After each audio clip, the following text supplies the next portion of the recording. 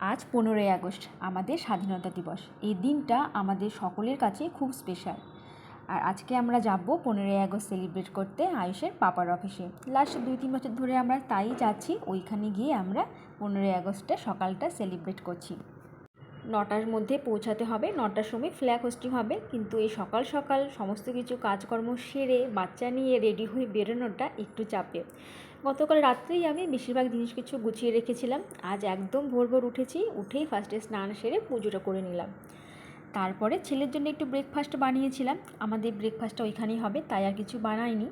ভেবেছিলাম যে একটু চা বানিয়ে গিয়ে যাব, কিন্তু দেখছি ঘড়ির কাঁটা যেন ক্রমশ দ্রুত গতিতে এগিয়েই চলেছে, তাই আর সময় হয়নি। লাস্টে 8:40 নাগাদ মনে হয় আমরা হুটোপাটা করে রুম থেকে বেরোলাম।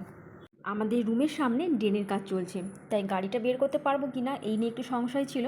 তাই আমি শাড়ি চুড়িদার দুটোই বের করে রেখেছিলাম, যদি গাড়িটা বের করতে পারি তাহলে সেরকম পজিশান থাকে বের করার মতন, তাহলে শাড়ি পরবো। তো হাজব্যান্ড ঘুম থেকে উঠে দেখলো, বললো না গাড়ি বের করার মতন পজিশনে আছে, তাই আমি শাড়িটাই পরেছিলাম।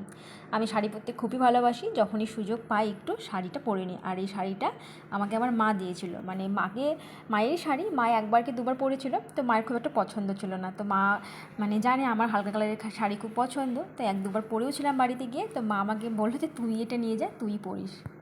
রেডি হয়ে হুটোপাটা করে ছেলেকে রেডি করিয়ে, ছেলেকে হাজবেন্ডই আগে খাইয়ে দিয়েছিল।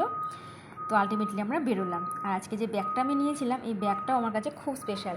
আমি আগে যে স্কুলে জব করতাম, তো সেই স্কুলে আমার এক কলিগ মৌসুমি আমাকে বিয়েতে গিফট করেছিল, দুটো একসাথে গিফট করেছিল। আমার হাজব্যান্ডকে একটা ওয়ালেট আর এইটা আমাকে।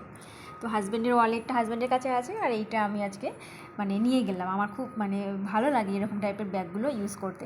তো আলটিমেটলি আমরা পৌঁছে গিয়েছি। তো পৌঁছানোর কিছুক্ষণ মধ্যেই ফ্ল্যাগ হোস্টিং হলো, আর মাঝে মাঝে একটু টিপটিপ করে বৃষ্টিও পড়ছিল। এখানে অনেক কিছু গেমের আয়োজন হয়েছিল, মিউজিক্যাল চেয়ার, হাউজি, এসব গেম।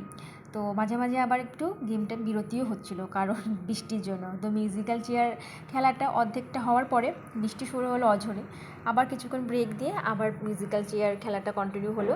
তো মিউজিক্যাল চেয়ারে আমি থার্ড হয়েছি, তো সেই জন্য একটা প্রাইজও পেয়েছিলাম।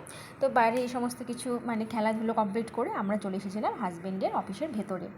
তো এই অ্যাডমিন সেকশানে হাজব্যান্ডের যেখানে ডেস্ক, সেইখানে গিয়ে একটু বসলাম। আর ছেলে যা হুটোপাটা করেছে তার ডেস্কটপে, তো হাজব্যান্ডকে বললাম সোমবারে তোমার ডেস্কটপটা ঠিকঠাক চালু হলে হয়। এখানে আসলে কিছু ওই গিফটের ব্যবস্থা আছে, ফ্যামিলি যারা নিয়ে এসেছে তাদের জন্য।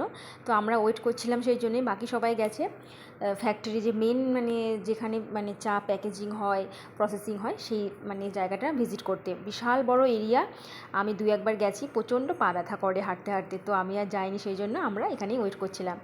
তারপরে ওখান থেকে ফিরে আর কিছু রান্না করিনি, রেস্টুরেন্ট থেকে বিরিয়ানি এনেছিলাম, সেগুলো খেয়ে শেষে একটু আইসক্রিম খেয়ে আজকের দিনটা আমাদের এইভাবেই কেটে গেল।